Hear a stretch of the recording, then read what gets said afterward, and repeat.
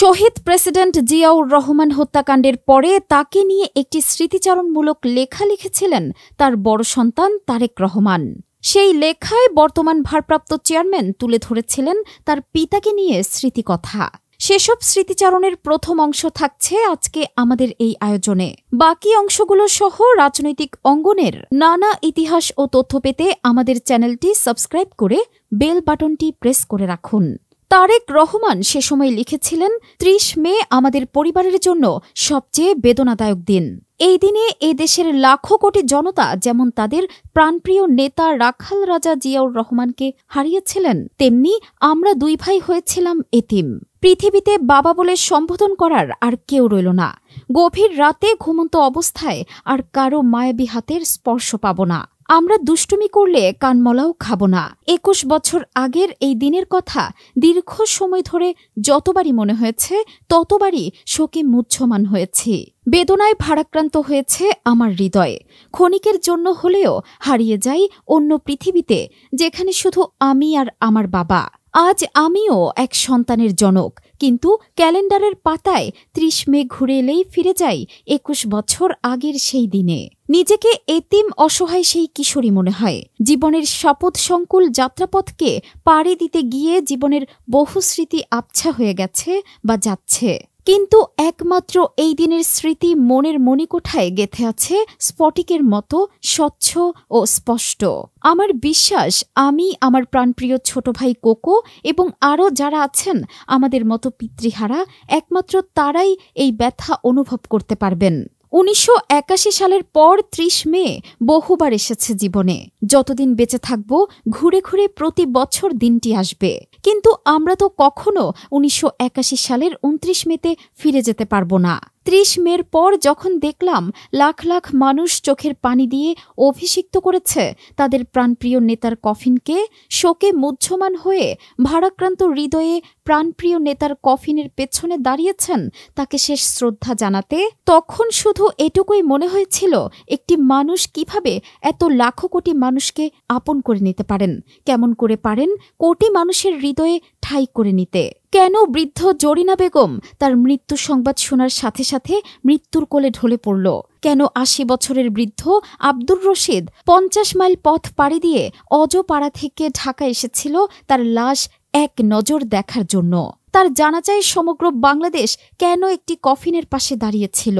বুক চাপড়িয়ে হাজার হাজার মানুষ কেন মাতম করেছিল? মানুষের জনপ্রিয়তা কতটা তুঙ্গে উঠতে পারলে এ ধরনের ঘটনা ঘটতে পারে তা সাধারণ জ্ঞানসম্পন্ন মানুষ মাত্রই অনুধাবন করতে পারেন। সেই লক্ষ কোটি মানুষের প্রাণপ্রিয় মানুষের সন্তান আমি, এটি মনে হলে গর্বে আমার বুক ভরে যায়। বাবাকে হারানোর ব্যথা একটু হলেও লাঘব হয় যখন মনে পড়ে লক্ষ লক্ষ লোক জানা যায় এবং রেডিও ও টিভির সামনে বসে কোটি কোটি মানুষ রাব্বুল আলামিনের দরবারে তাদের প্রিয় মানুষটির জন্য দোয়া করছে, তখন পিতার মৃত্যুর বেদনা অল্প হলেও প্রশমিত হয়। আজও মনে পড়ে জানাজার দিনের সেই অচেনা মুরব্বির কথা। আমি যখন কাঁদছিলাম তিনি আমাকে সান্ত্বনা দিয়ে বলেছিলেন, বাবা কাঁদতে নেই, দেখো লক্ষ লক্ষ মানুষ এসেছে তোমার বাবার জানাজায়। নিশ্চয়ই আল্লাহ তোমার বাবাকে বেহেশত নসিব করবেন। তোমরা কাঁদলে তোমার বাবার আত্মা কষ্ট পাবেন। আজও যখন বাদজুমা বাবার কবর জিয়ারতে যাই, একজন মানুষ হলেও পাই সেখানে সেই সময়ে যে তার নেতার জন্য, তার প্রিয় মানুষটির জন্য দুহাত তুলে দোয়া করছে, যাকে আগে কোনোদিন দেখিনি, হয়তো আর কোনোদিন দেখবও না।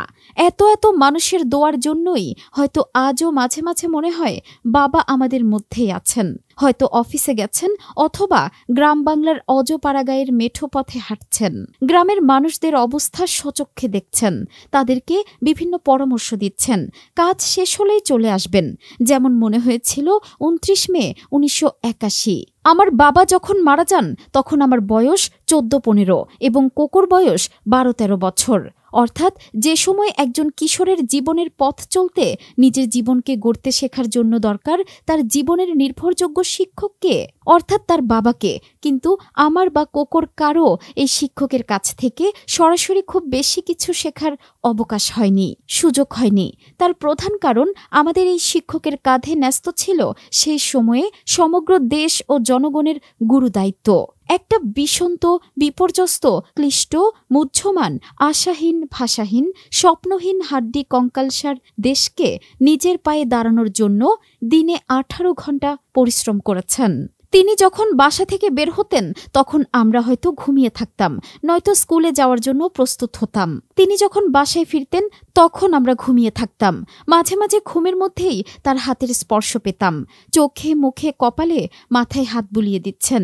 তাই জীবনের পরবর্তী সময়ে আমাদের শিখতে হয়েছে এই শিক্ষকের রেখে যাওয়া সততা থেকে, শিখতে হয়েছে তার রেখে যাওয়া আদর্শ থেকে, দেশপ্রেম থেকে, সেই সব কর্ম থেকে যা তিনি একজন পিতা হিসেবে আমাদের দিয়ে করিয়েছিলেন, করতে নির্দেশ দিয়েছিলেন তা থেকে। তারই ছোট কয়েকটি ঘটনা আজ লিখব।